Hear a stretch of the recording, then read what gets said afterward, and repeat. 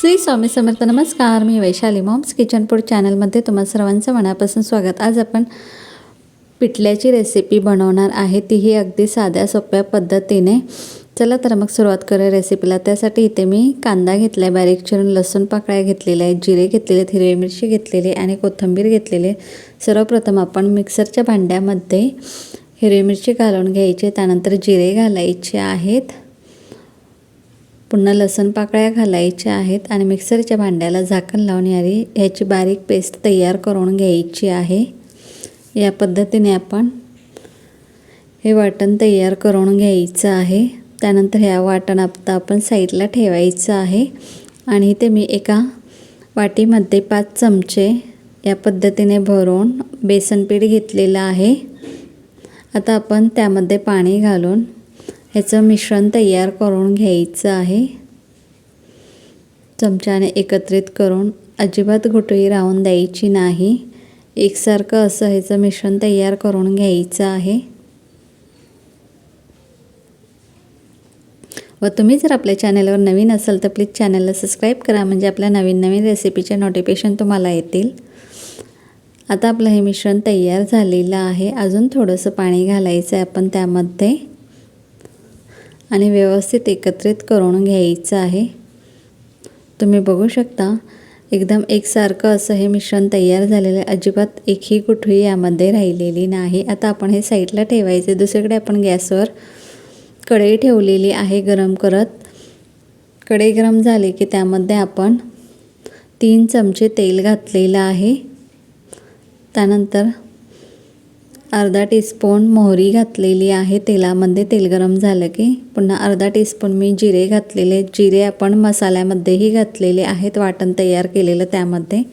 आता मोहरी आणि जिरे चांगले तडतडले की त्यामध्ये आपण कढीपत्ता आणि कांदा घालायचा आहे बारीक चिरून घेतलेला.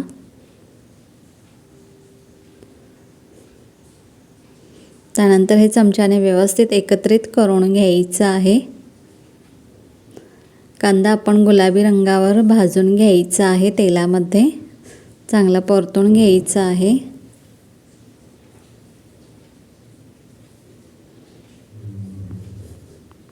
गॅसची फ्लेम मीडियम टू हायेस्ट ठेवायची आहे. अगदी झटपट असं आपलं हे पिठलं तयार होतं व टेस्टलाही अप्रतिम लागतं. आता आपला कांदा चांगला भाजला गेलेला आहे. आता आपण हिरवी मिरची, लसूण आणि जिऱ्याचं जे वाटण तयार केलेलं ते त्यामध्ये घालून घ्यायचं आहे आणि व्यवस्थित चमच्याने एकत्रित करून घ्यायचं आहे. चांगलं आपण हे परतून घ्यायचं आहे तेलामध्ये वाटण.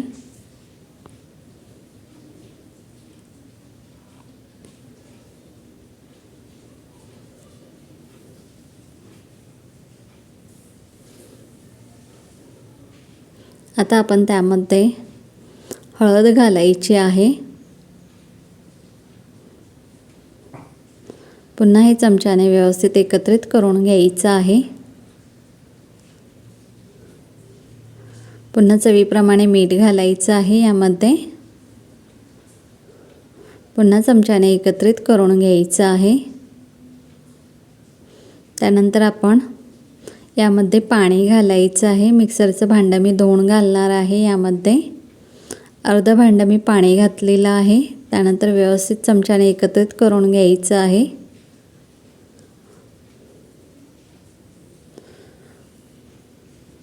या पाण्याला उकळी आली की आपण बेसन पिठाचं जे मिश्रण तयार केलेलं ते त्यामध्ये घालून घ्यायचं आहे. गॅस आता आपण बारीक करायचा आहे आणि हे मिश्रण त्यामध्ये घालून घ्यायचं आहे आणि चमच्याने एका हाताने व्यवस्थित एकत्रित करून घ्यायचं आहे या पद्धतीने, म्हणजे अजिबात गुठळ्या तयार होणार नाहीत.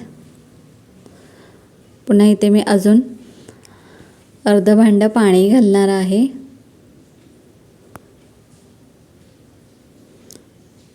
पुन्हा हे चमच्याने व्यवस्थित एकत्रित करून घ्यायचं आहे.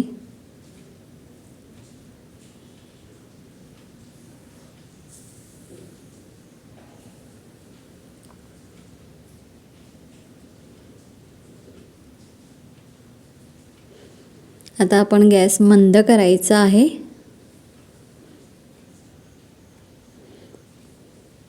आणि बारीक गॅसवर हे आता आपण व्यवस्थित एकत्रित करून झाल्यावर झाकण ठेवून 5 ते 7 मिनटं हे शिजून द्यायचं आहे. 5 ते 7 मिनटानंतर तुम्ही बघू शकता आता आपलं पिठलं तयार झालेलं आहे. आता आपण यामध्ये बारीक चिरून घेतलेली कोथिंबीर घालायची आहे. मी तुम्हाला जवळून दाखवत आहे पिठलं किती मस्त तयार झालेले, रंगही किती सुरेख आलेला आहे. आता आपण यामध्ये कोथिंबीर घालायची आहे. पुन्हा हे चमच्याने एकत्रित करून घ्यायचं आहे. पुन्हा आता आपण हे सर्विंग प्लेटमध्ये काढून सर्व करायचं आहे. तुम्ही बघू शकता किती मस्त आपलं पिठलं तयार झालेलं आहे. वरून थोडीशी कोथिंबीर घातलेली आहे. हे पिठलं आपण ज्वारीची किंवा बाजरीची भाकरीबरोबरही खाऊ शकतो. त्याच्याबरोबर कांदा असला तर एकच नंबर. तुम्ही बघू शकता किती मस्त आपलं पिठलं तयार झालेलं आहे. रेसिपी आवडली असेल तर आपल्या मॉम्स किचन फूड चॅनलला लाईक करा, शेअर करा व सबस्क्राईब करा.